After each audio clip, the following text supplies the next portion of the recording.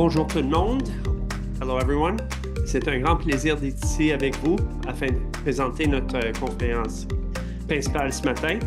It's wonderful and a privilege to be with you all this morning to introduce you to our keynote speaker. Professor Jeremy De Beer holds the Tier 1 Canada Research Chair in Innovation and Intellectual Property Law at the University of Ottawa, where he's a full professor. He is a pioneer in international research partnerships, co-founding the Open African Innovation Research Network, OpenAIR, which addresses societal challenges like open access to education, food security, equitable access to medicines and technology transfer for climate change. Professor De Beer collaborates often with international organizations, including the UN, African Union, and European Commission, and is renowned for his research and technical assistance in low and middle-income countries in Africa, Southeast Asia, and Latin America, as well as the Caribbean. In Canada, he has served as legal counsel in multiple Supreme Court cases and regularly advises government departments. His work has earned him numerous accolades, including the 2023 SSHRC Impact Award and in 2024 election as a Fellow of the Royal Society of Canada. It is my great honor and privilege to welcome today's keynote speaker, Professor Jeremy De Beer.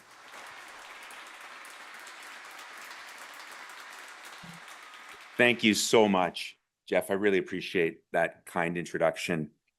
I'm incredibly grateful to be here to share some of my recent and ongoing research with you.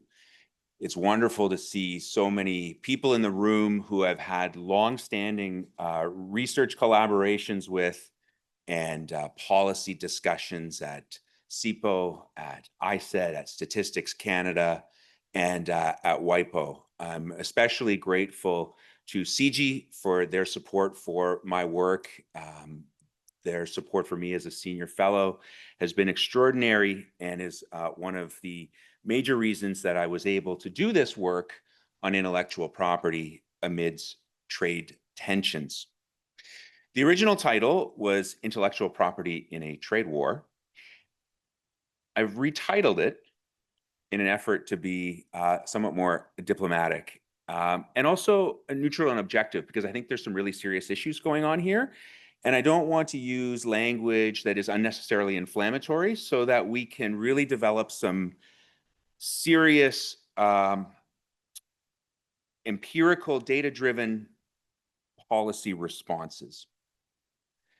I'm going to speak a little bit about the context in which we find ourselves today. I'm going to present some data on intellectual property and trade. And I think these data I'm going to show you are different than the kinds of data we have been discussing at this conference for the last several years. And I'm going to suggest that we need more data like these. And I'm going to talk about three scenarios around intellectual property in times of trade tension.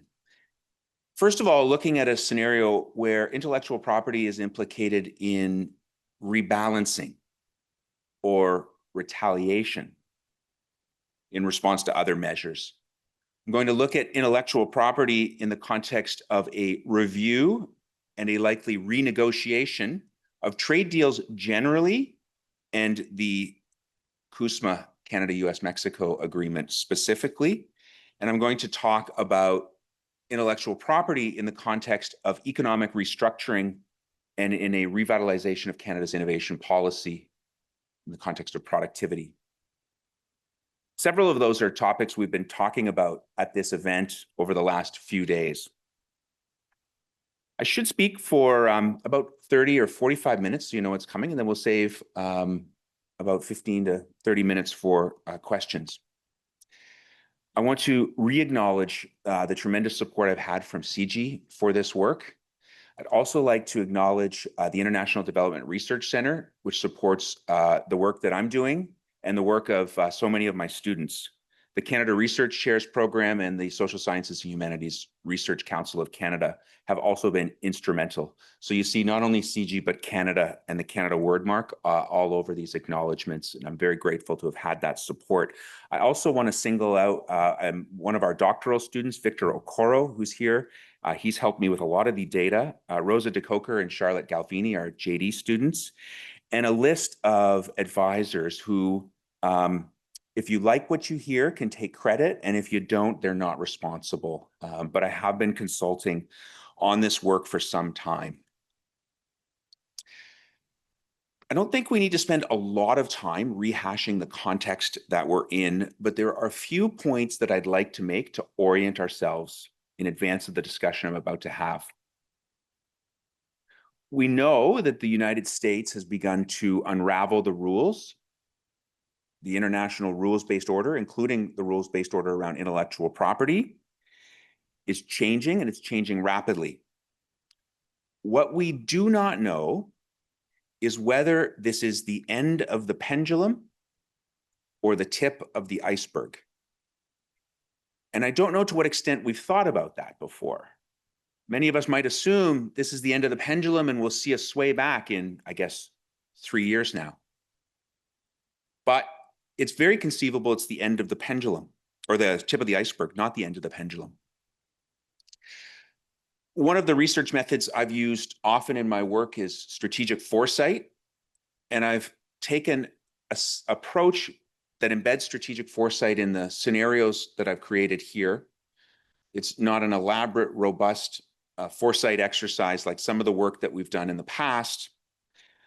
But the way in which I presented these scenarios allows us to try to make sense of what's happening, provide some structural categories we can use to think about what's going on. It provides a framework and a dialogue for some bridge building, particularly bridge building across sectors between IP practitioners, IP policymakers, academics, and other actors. And it provides a way of strategizing about what we're going to do should we find ourselves in one or more of these scenarios at different points of time.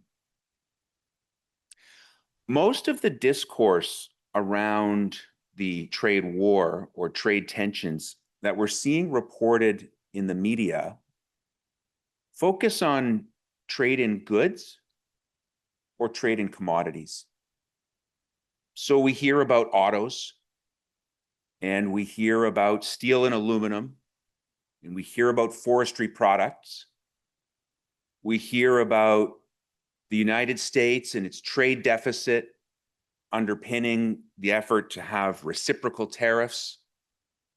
We do not hear a lot about intellectual property and data and the knowledge-driven economy in the context of what's happening with the disruption of our global trading system.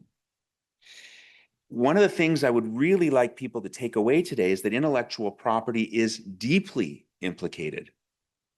The knowledge economy is deeply implicated by what's going on in this trade war. I've started to write a little bit about this, mostly short pieces supported by CIGI. I put a piece in a World Politics Review on intellectual property as America's potential Achilles heel. With my doctoral student, Damila Adiji, we have a policy brief coming out, a CIGI policy brief on digital competition and data sovereignty. And in the Hill Times, just a couple of weeks ago, I've written a piece on IP and innovation policy and the economic restructuring.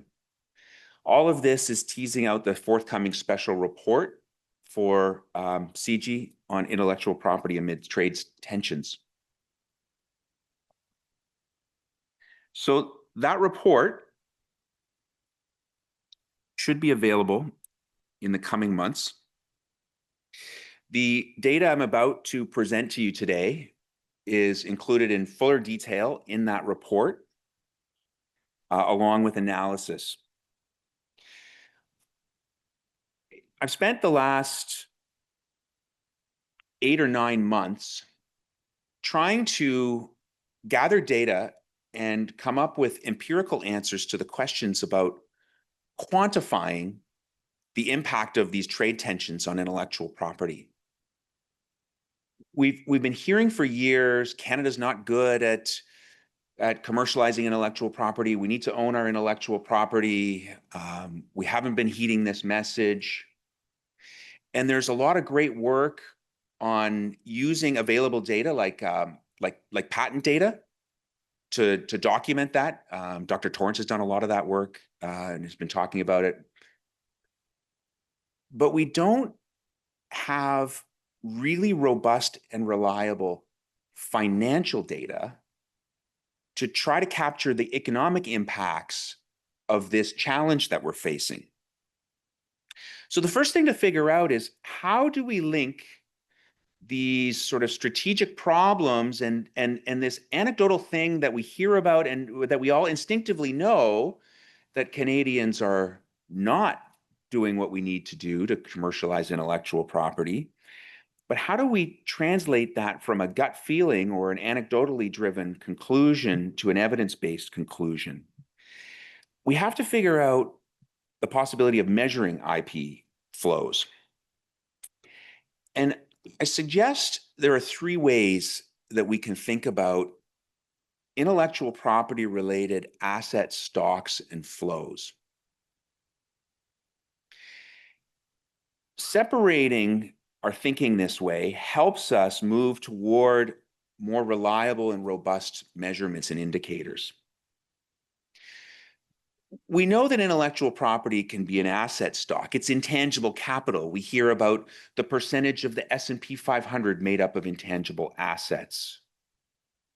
We know that IP can be used for secured financing, IP asset-backed financing. We know it's a value signal to investors. These intellectual property assets, if we wanted to measure them, are measured as capital. And when we measure international or cross-border flows, we're talking essentially about foreign direct investment. So this can be the acquisition of a single IP right, the purchase of a patent or the purchase of a trademark, or it can be the acquisition or transfer of a portfolio of intellectual property rights, or it can be the transfer or acquisition of a firm, including a percentage of that firm's value reflecting the IP assets. This is what Dr. Fink was just talking about in our last panel. The asset stocks that are transferred either as portfolios or as a portion of the value of an entire firm. So these are capital transactions. And that's how they're measured when we look at our cross-border balance of payments data. And it's not the only way to think about intellectual property and the value, the economic value that flows from it. We know that holding intellectual property rights confers on the intellectual property holder monopoly powers. And that's related to freedom to operate. And it's related to the potential for a price premium, because you can do something your competitors can't, or conversely, if you don't have the rights, you can't do something your competitors have. So there's a portion of margins in the transactions for the purchase and sale of goods and services across border, a portion that we could attribute to intellectual property.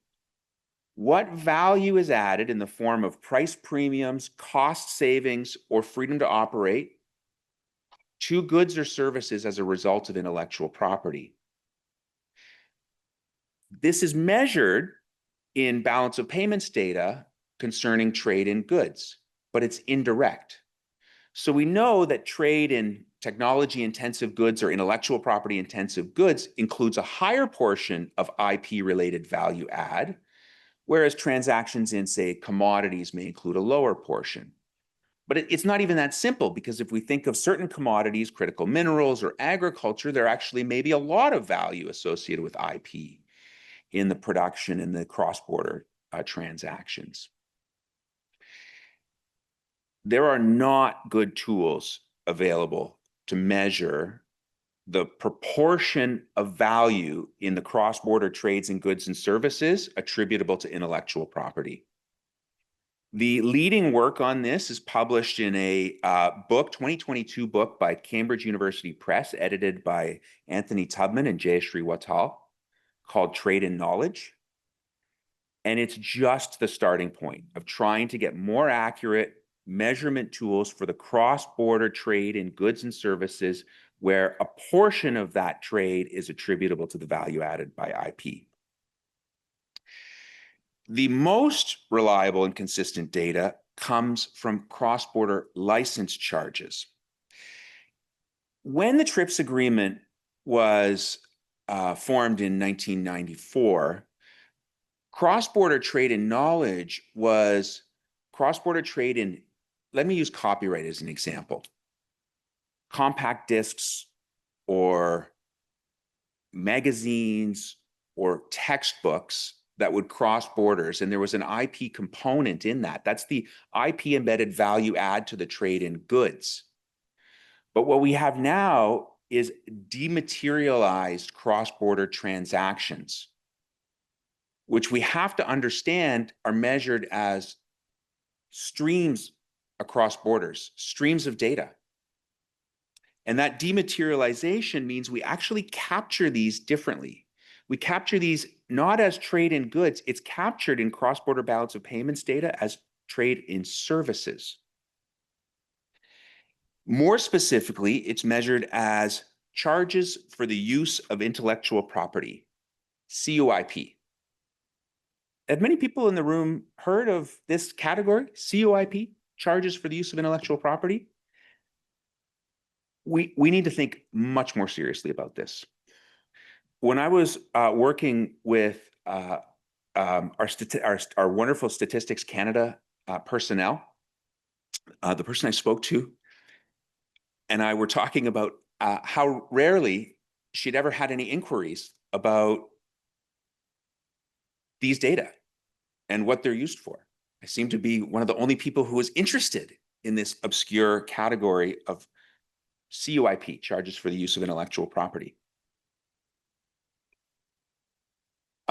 Victor Okoro and I and our StatsCan collaborators, Diana Wyman and others, compiled a data set of charges for the use of intellectual property.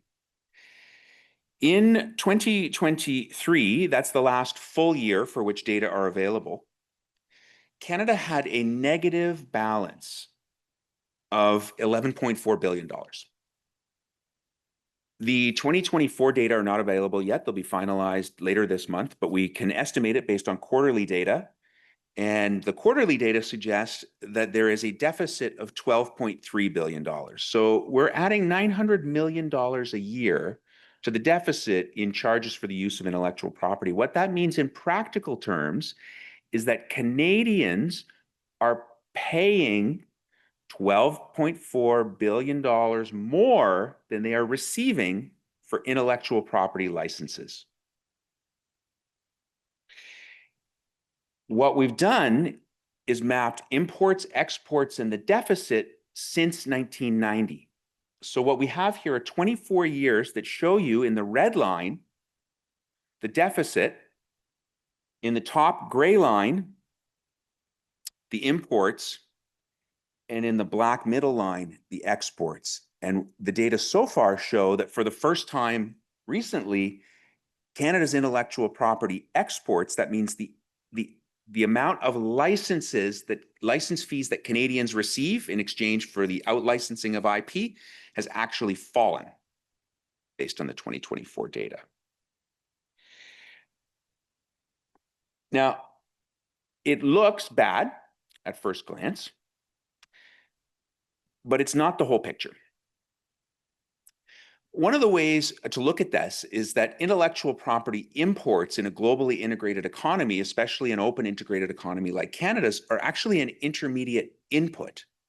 So that Canadians and Canadian firms may be licensing in foreign IP in order to do other things, provide other services, manufacture other goods. Think of the way your organization pays license fees for Microsoft Office 365. Having access to that intellectual property allows you to do other things. So if we think of intellectual property imports as an intermediate input into the production of goods or the provision of other services, it's not so bad.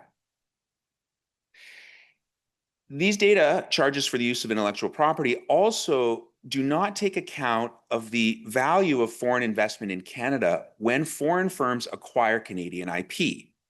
Now, I'm not saying that foreign firms acquiring Canadian IP is a good thing. It's a very complicated thing, but these are transactions that happen in market contexts.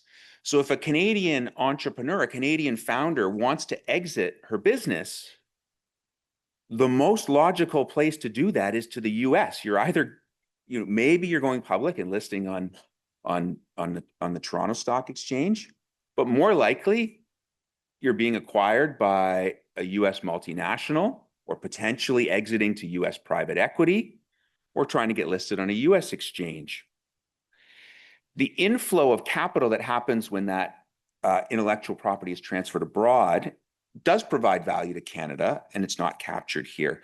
But most challengingly, these data are complicated by intra-firm transfers, tax planning, and special purpose enterprises. But we don't know how much. Very difficult to measure. Sasha Wunschvincent from WIPO has provided an estimate that attempts to come up with some correlation about how much you can see changes in charges for the use of intellectual property by every % of tax differential treatment. But we know this is happening because if you compare what's going on in Canada to what's going on in Ireland or the Netherlands, we see patterns that are not explained by anything other than tax treatment. Canada's deficit in charges for the use of intellectual property has been growing since 1990. It has reached a cumulative $190 billion. So part of the picture is that in the last 25 or so years that we've been pursuing the intellectual property policies and practices that we've been pursuing, Canadians have paid $190 billion more dollars than they've earned on charges for the use of intellectual property, with approximately 75% of that going to the United States. What categories of services is this happening in? The heat map on your right, my left, shows that the majority of that deficit is made up in charges for patents and industrial design licenses. Lower are trademarks, franchise fees, copyrights and related rights, and software. When one untangles different categories of services, we see charges for the use of intellectual property as the bottom line over the last 25 years. That is the deficit in charges for the use of intellectual property, more money going out than more money coming in. At the opposite end, money coming in as a result of services related to research and development is at the very top. Computer and information services, financial services, and even audiovisual services. Now, this would support the hypothesis that charges for the use of intellectual property are an intermediate input into, for example, research and development. And it's not really a one-for-one trade-off. Another question that these data trigger is, if we were trying to reverse the trend in charges for the use of intellectual property, license fees going out of the country instead of coming in, what impact would that have on Canada's ability to collect revenues from R&D services? Can they coexist, or is that a trade-off?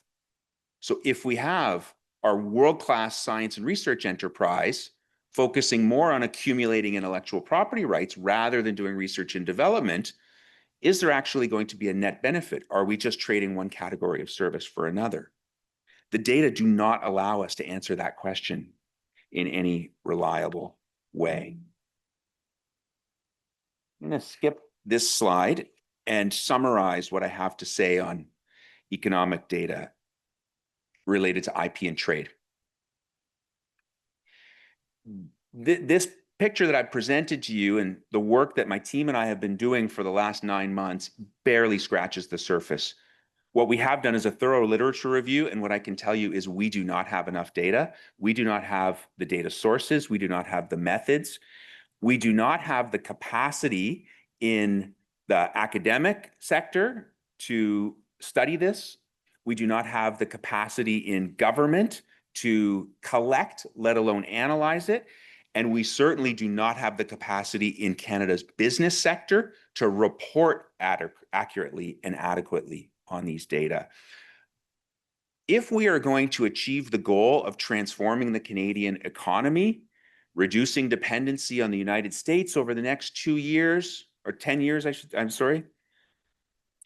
we need to have the data so that we can measure where we're at to start, and then we can start thinking about progress. And anecdotes are not going to be enough.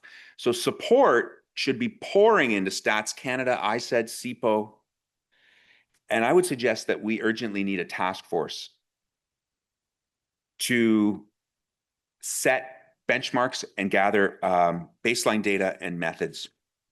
And if we don't do that, we're not going to have any clue on whether any of the policies that we're currently talking about are effective or not.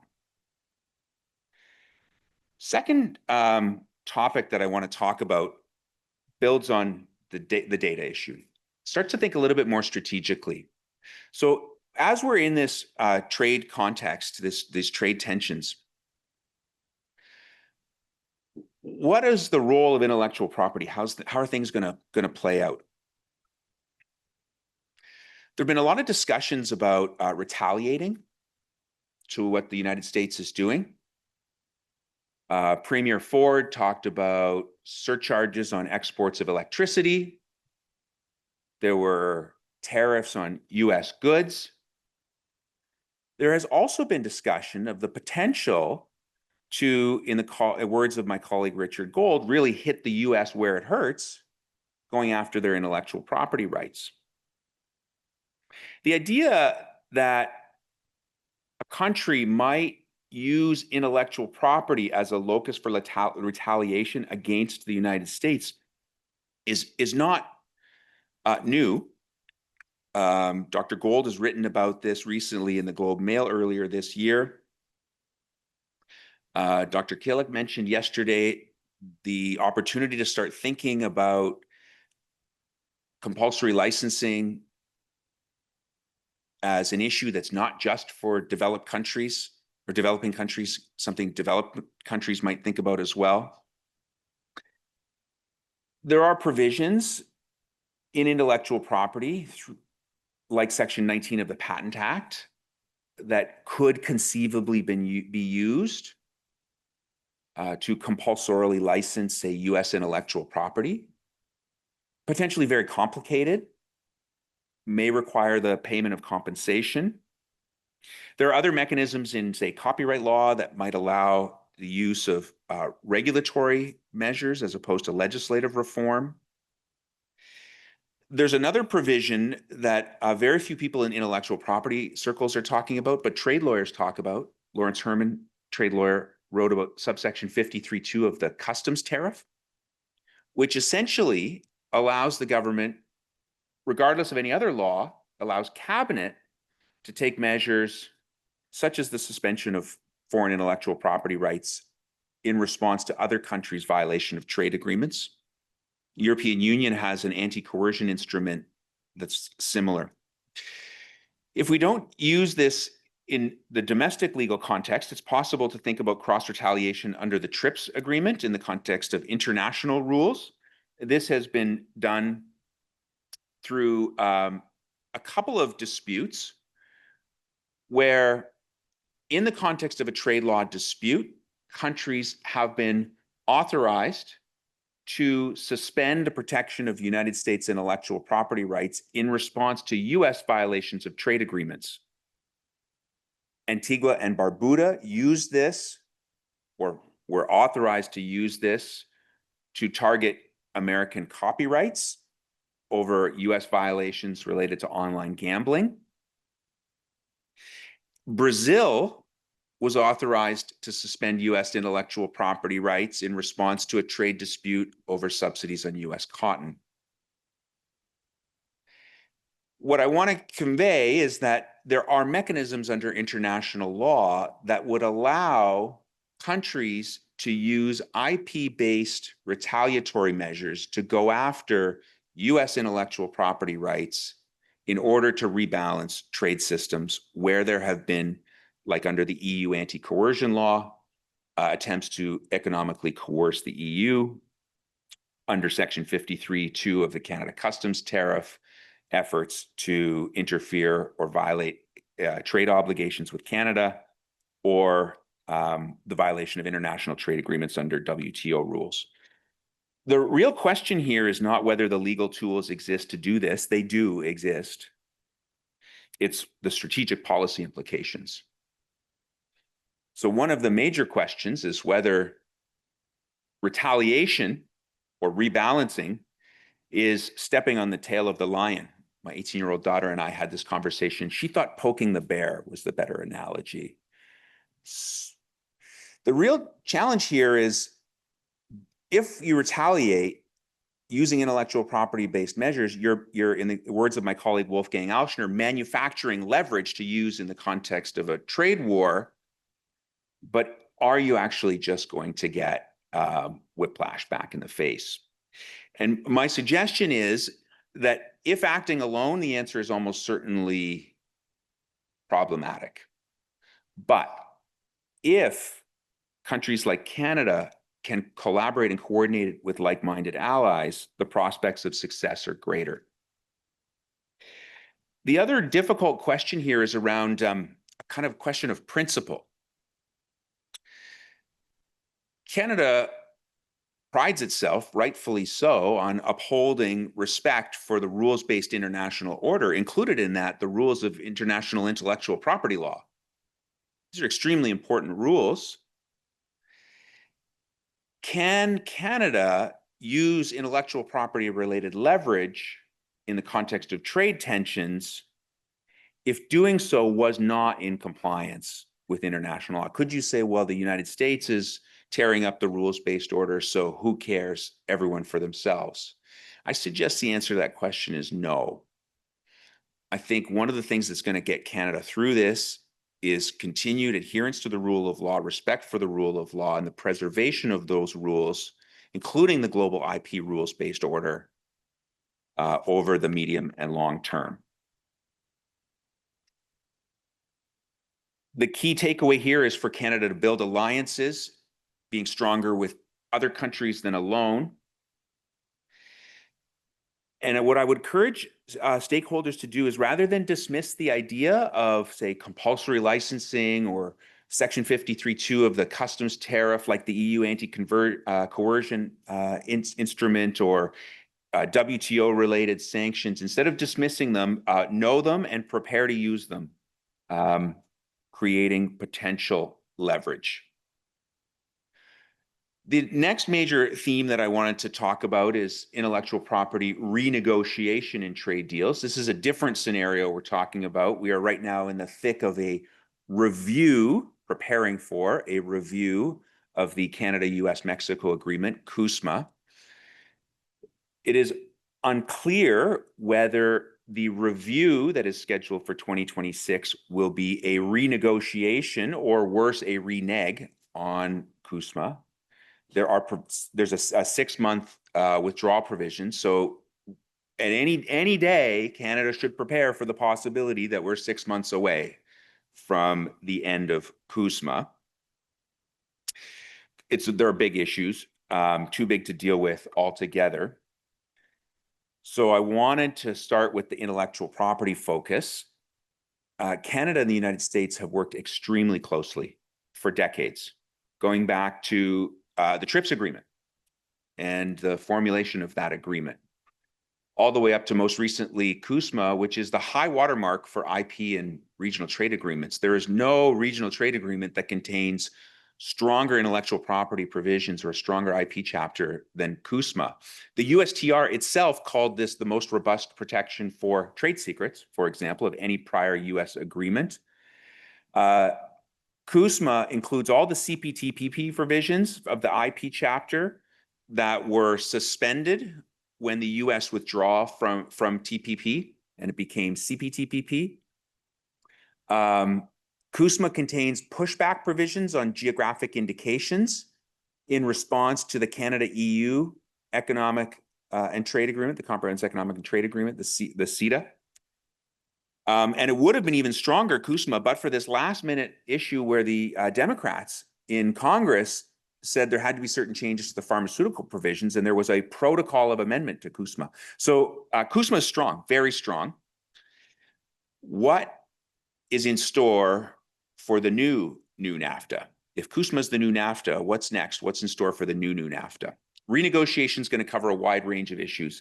I think there'll be comments and questions about supplemental patent protection. There will be more anti-GI provisions. Online copyright enforcement is going to be a big thing. Educational exceptions in copyright, the Online News Act and the idea of link taxes are going to come up. We know this. I've looked at Project 2025, the platform. I've looked at the USTR reports from 2024 and 2025, and I'm up to speed on everything that the USTR is hearing, at least publicly, not internally, but at least publicly, and this is what's coming down the pipeline. There have been a lot of people who have already talked about trade secrets and algorithmic transparency. You should read the work of my colleague Matt Malone and Burju Kilik on those issues. In digital services tax, read the work of my colleague Michael Geist. I want to put another issue on the agenda, which I think nobody is talking about, and that's plant breeders' rights. In the Gazette, public consultations just closed on proposed amendments to the plant breeders' rights regulations. The proposed change will lengthen the term of plant breeders' rights protection for certain kinds of plants and narrow the scope of the farmer's privilege. So we're talking about lengthening the term of protection and narrowing the scope of exceptions. These are gazetted right now and proposed to take effect next year. I think it's a problem, not because I'm anti-plant breeders' rights, quite the contrary. I think it's a really important and underappreciated form of intellectual property. But I think the time is wrong to be giving away potential leverage related to an issue that is likely to come up in the context of a review or a renegotiation of our trade agreement, particularly since the regulatory impact analysis statement that's already put out anticipates that 85% of applications for Canadian plant breeders' rights over the next decade are going to come from foreign entities. So we are on the cusp of giving away, in advance of the negotiations, longer, stronger rights, 85% of which go to foreign entities. So I really think there needs to be much greater coordination between initiatives like that and the great policy work that's happening in other areas of the Canadian government.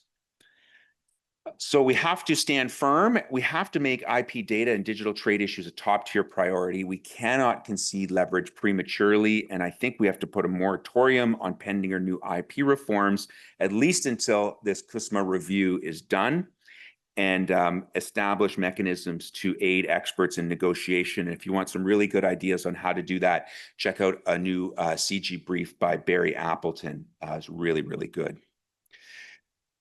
IP for economic restructuring is the third and final topic I want to talk about here. I think this topic so far is closest to the issues that we've been discussing throughout the last 2 days.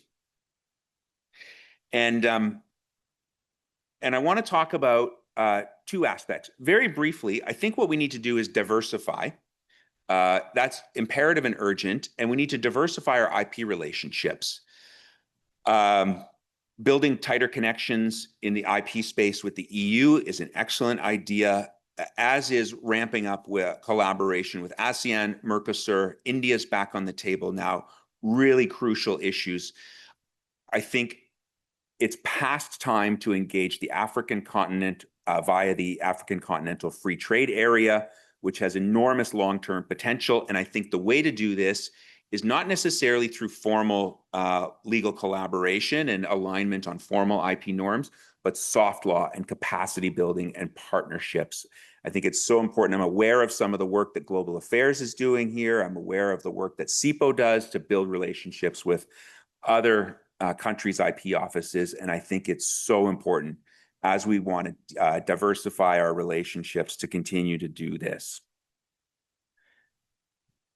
Focusing back on North America, it is indeed imperative that Canada stops subsidizing the US with Canadian talent, research and development, and intellectual property. I think everyone I know agrees on that. The question is, how are we going to do that? And I believe strongly, based on the research that I've done, that what we need to do is build absorptive capacity in our private sector to scale and sustain Canadian businesses. And I think we need to leverage openness and interconnectedness as a way to make that happen.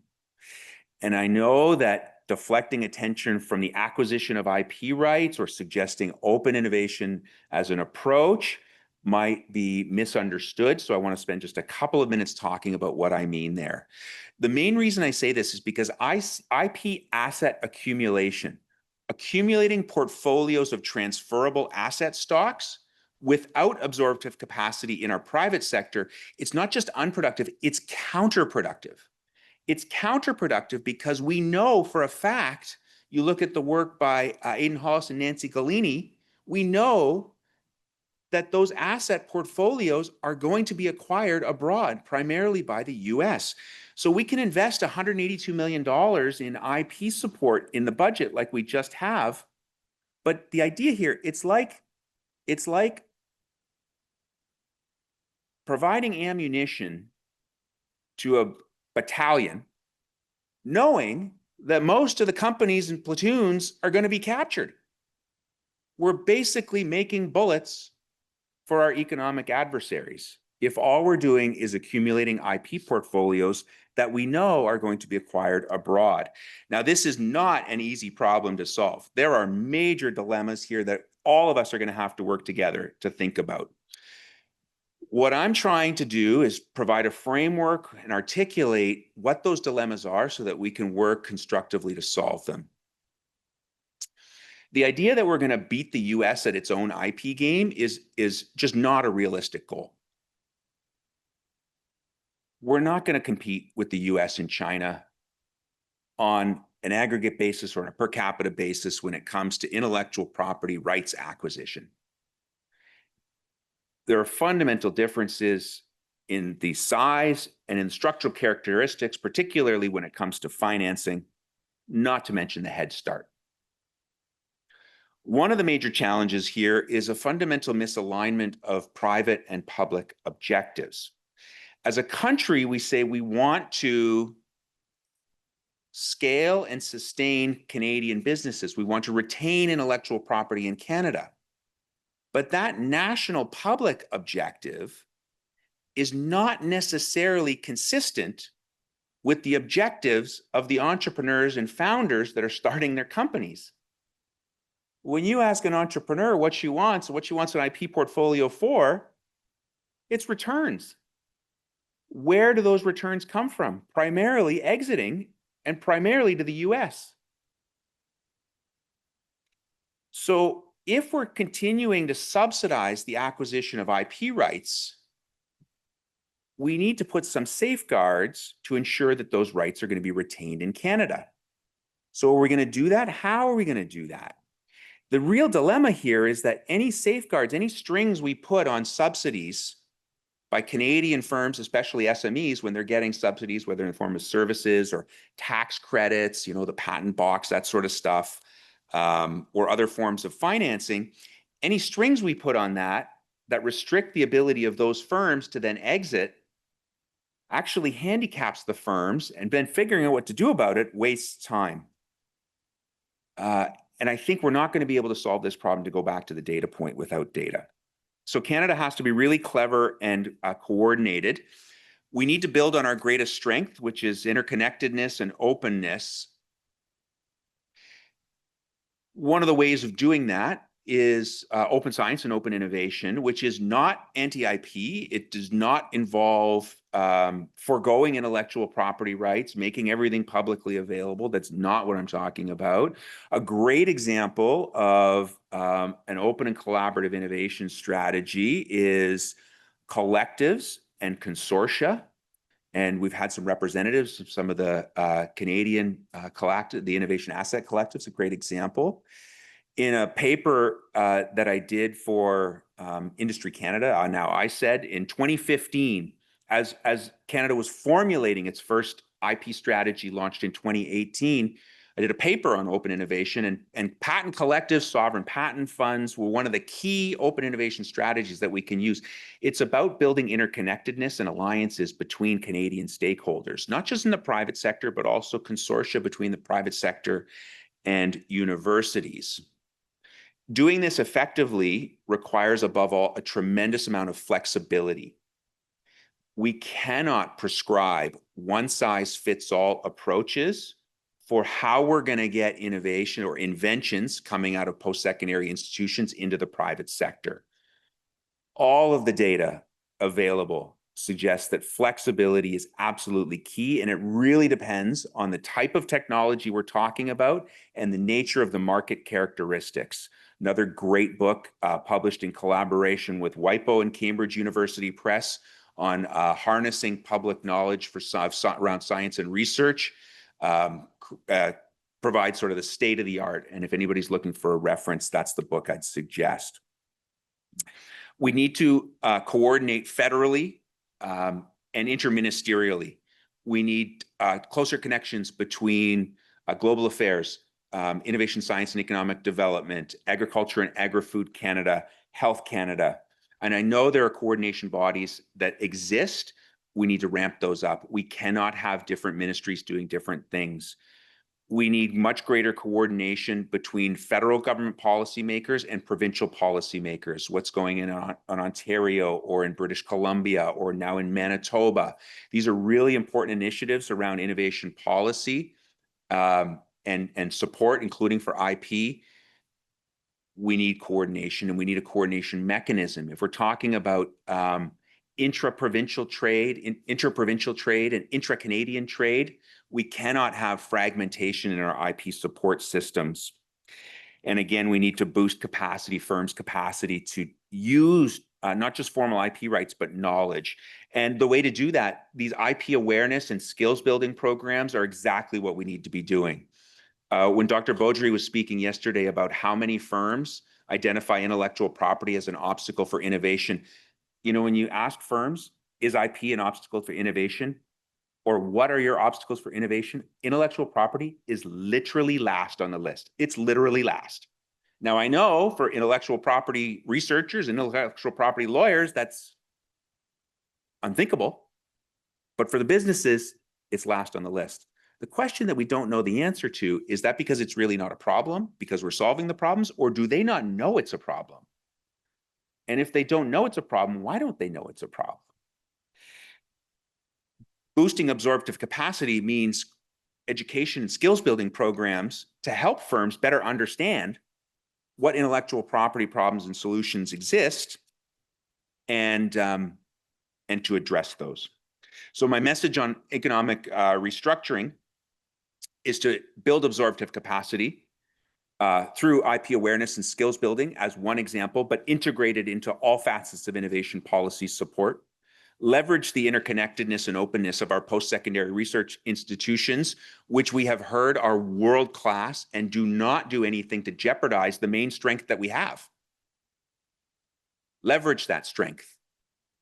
Don't attack it or threaten it. Embrace complexity, as Dr. Hausman said yesterday in his talk.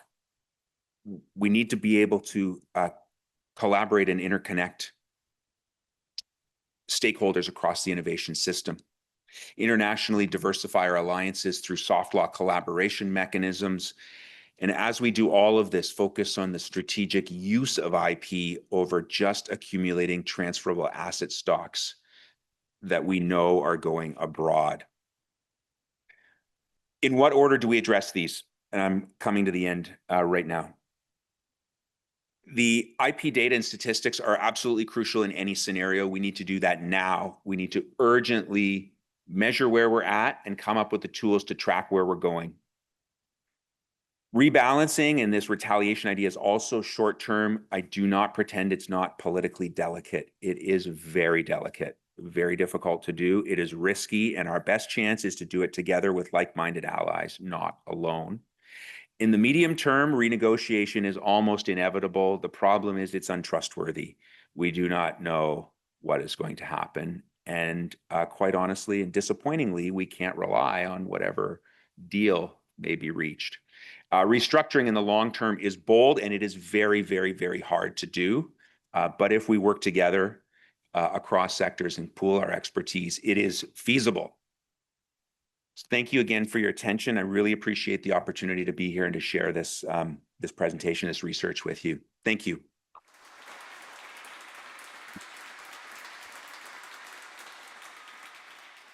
Thank you so much, Professor De Beer, for that very insightful, thought-provoking address. I know that whether we are data scientists, data analysts, policymakers, whether we are practitioners in the IP space, there is so much shared with us this morning as a thought-provoking piece, so many different threads for us to pull on in our respective areas. And I think you've provided us all with specific calls to action or areas to explore. Very happy to open the floor to questions that anybody may have, whether it is to address the data gaps, the different areas of collaboration, as has been mentioned, policy considerations from that perspective.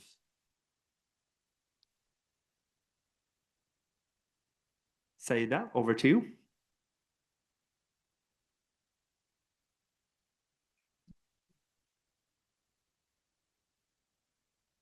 Allô? Ça fonctionne. On vous entend. From online participants, several speakers have highlighted the challenge of defining what constitutes a Canadian company and determining IP ownership.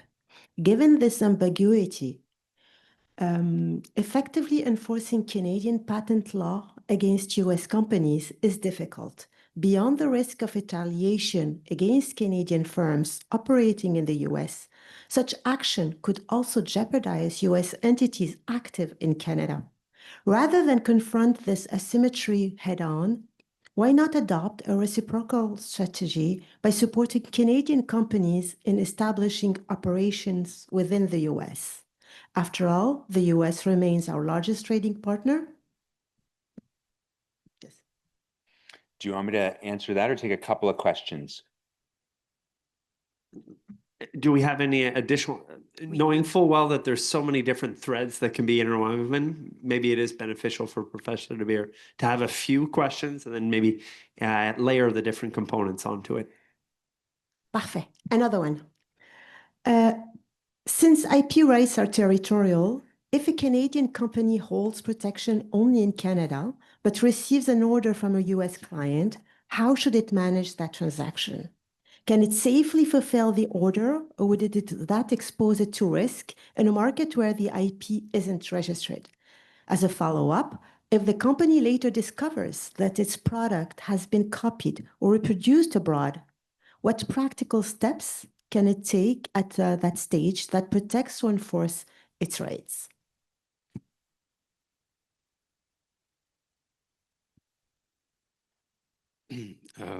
Thank you, Professor De Beer, for a fantastic keynote here. I do take on board many of the cautions you've laid out in terms of the various approaches and recognize the unpredictability of the upcoming trade renegotiation process. With regard to restructuring, specifically building collaboration, building the data, building absorptive capacity, building consortia, As we know, these take a lot of time to do. The issues in front of us are very pressing.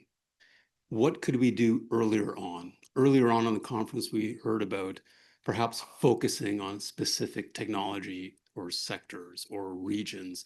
I was just wondering how you could perhaps advance some of the restructuring thoughts and recommendations to a focused, more immediate response. Okay, I'll start with the two sort of internationally oriented questions. And I think the answer is similar, which is we need to really lean even more heavily on groups like the Trade Commissioner Service of Global Affairs Canada. Canada's doing a really good job with our international presence abroad, and we've got a great group of trade commissioners whose role is to facilitate Canadian businesses and their activities abroad. The first question was specifically about supporting Canadians doing business in the United States, which I think is important and should continue to be done. But if we're going to achieve Prime Minister Carney's goal of increasing non-US exports of not just goods, but also services over the next decade, we're going to need to build the capacity in Canada's Foreign Service and the Trade Commissioner Service to help Canadians export knowledge, not just commodities and manufactured goods. And so I think it's a good idea, but I would focus not on building capacity in the US, I would focus on building capacity in emerging markets. When it comes to practical steps that can happen, or that one does when a private sector firm is encountering problems with intellectual property in foreign markets or coming from foreign markets, I think, again, that's why we need these support mechanisms. That ties into your question as well about what can we do now? Where do we start? You were thinking sort of a sectoral focus. I would say we could immediately boost the capacity of our intermediaries, innovation system intermediaries, to assist Canadian businesses in better understanding intellectual property. I'm not going to say it's going to happen tomorrow, but it's a project that can be measured so it can be started in months, and you can see progress in a small number of years. Dr. Baudry and I and a number of others, Dr. Bresnitz, Dr. Gold, have actually proposed to look not necessarily at sectoral IP and innovation policy issues, but rather to look regionally.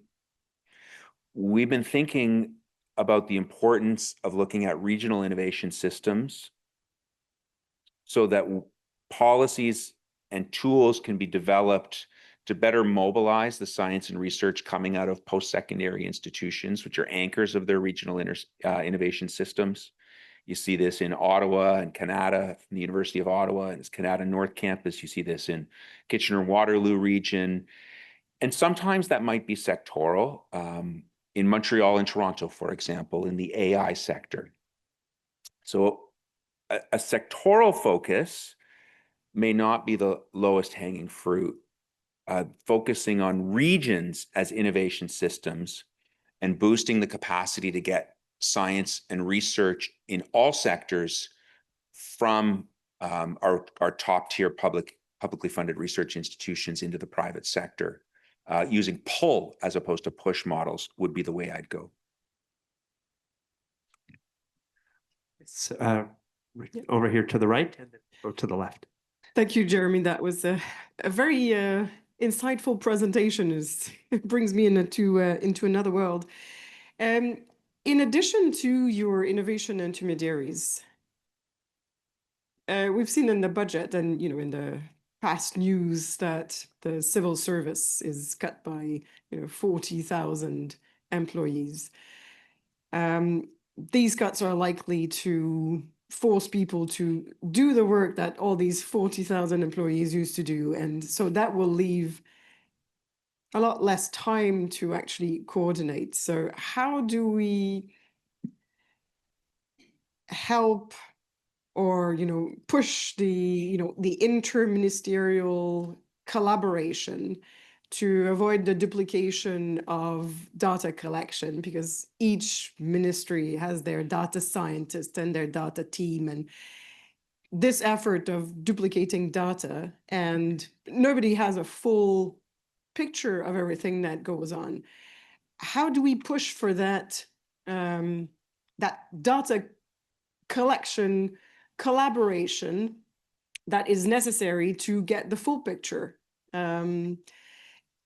Since nobody's going to have time, and they will focus on their own ministry because the task is going to be so daunting. So the danger is isolation, when we should really open up and have the equivalent of open innovation, but at the government level. So how do we bring that forward? I'd be curious to hear your thoughts on that. You've read my mind. I think it's up to you and to me and to people in similar situations. This is not something where we can just expect government ministries and individual government employees, individual public servants to say do more with less. And in fact, this was one of the worries when I was talking to colleagues within government. I said, we need all these data. The answer I got was, that just means I'm going to be asked to do more work with less resources, fewer people, more work. That's not gonna happen. We need to build this task force idea. I think is a really promising one. And we need to have support from the academic and research experts, from private sector representatives, from the people who are on the ground dealing with these in the federal and provincial innovation agencies, working together with the statisticians on this task. Just like you said, it's an open innovation approach to data collection. And I honestly don't see any reason that can't start virtually immediately. Over here to the left. Thank you. Very insightful talk. My question is, so you're talking about flexibility and openness. How do we at the same time retain and grow our sovereign capability in certain strategic areas without stifling them and stifling that the innovation ecosystem? Very difficult to do. It is very difficult to do. And I don't want to frame it as a paradox where you sort of can't have it both ways. But I can give some examples. The strategic research areas of interest or sensitive research areas. We've seen in the last year or 2 years a desire to at least caution or guide researchers against international collaborations in certain sensitive areas of research. And I think that's a reasonable approach to do. The challenge there is it adds transaction costs and frictions and barriers to international collaboration. So getting the balance right between facilitating international collaboration in really important areas and positioning Canada as central to what's happening globally in those areas must be balanced against restrictive measures or prohibitions that might stifle those collaborations. I think the government's done a good job so far, providing guidelines, raising awareness of research sensitivity, raising awareness amongst researchers of the role of intellectual property in that context without prescribing or regulating or prohibiting certain kinds of collaborations. Because if we get that balance wrong, this is one of the areas I was talking about, it jeopardizes Canada's greatest strength. So everybody said at this conference, Canada's greatest strength is in science and research. R&D show up in the data as the top line of exports and services. Dr. Hausman yesterday talked about citations of Canadian scientific publications. Dr. Torrance talked about the value added from having Canadian inventors on international patent applications. If we're not very careful in the way in which we approach the regulation of post-secondary institutions and what's happening, we could actually undermine those strengths, shooting ourselves in the foot. So I would say that's probably the number one thing is don't ruin a good thing in an effort to fix something else that we know is a problem, but in my view, is not linked to the idea that we have inventions sitting in universities on the shelf that are just waiting to get commercialized. My view is if we deal with the absorptive capacity problem and support Canadian businesses to better understand and use and leverage knowledge broadly, including IP, that's our best approach. Thank you. We still have a bit of time if there are an additional 1 or 2 questions from the audience.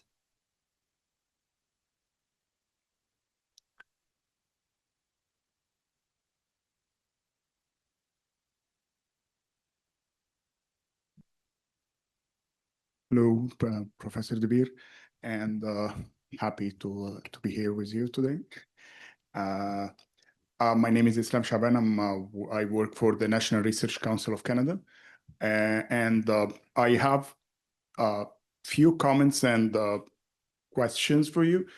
The first one is related to the data about licensing of IP.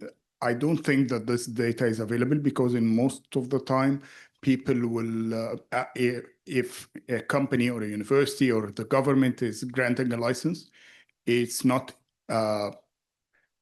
possible to have access to this type of licenses and the data related to the number of IP licenses each year.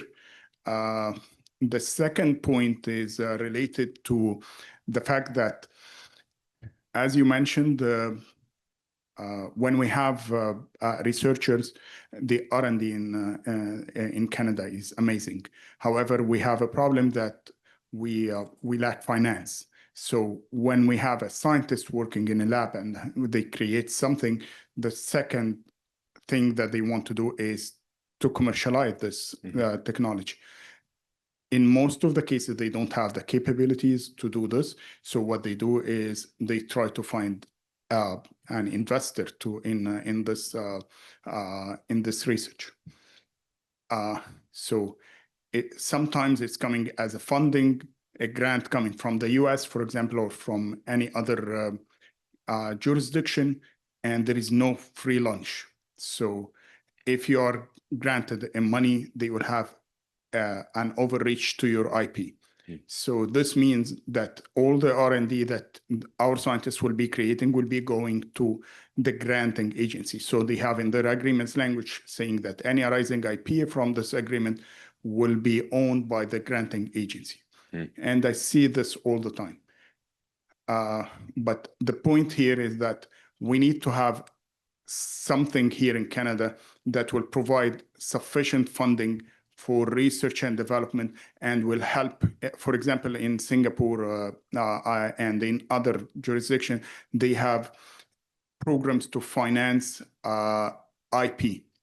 I'm not sure, I think here only BDC, they have a program like this, but I'm not sure how it's operating. So I will stop here. And Thank you so much for the question. Dr. Shaban wrote a phenomenal thesis at the University of Ottawa, which I had the privilege of participating in, on intellectual property as an asset for secured transactions. The answer to your question, Dr. Collette, was in Dr. Shaban's thesis on how we use IP-backed financing. It's a great example that you're talking about because it connects to the challenge of putting strings on financing. If Canada were serious about retaining IP rights in Canada, we would have to ensure that any subsidies that are provided for research from which those IP rights arise, whether it's through, say, SR&ED credits or direct granting funding, or publicly funded service support to acquire the IP rights, or tax credits in the form of like a patent box. These are all forms of public subsidization of the acquisition of those IP rights. if we want to ensure that those are retained in Canada, you really have two options: create incentives for the Canadian companies to grow and scale here, which requires boosting their absorptive capacity, or putting strings and conditions on the subsidy. Like you give us a march-in right, or you give us ownership rights, or you put some sort of other restriction on the ability for those subsidizees to be acquired by a foreign entity. And what we're seeing in the example that you're talking about right now is a sort of concrete and really vivid illustration of how we haven't thought through that balance yet. That's what we need to start doing.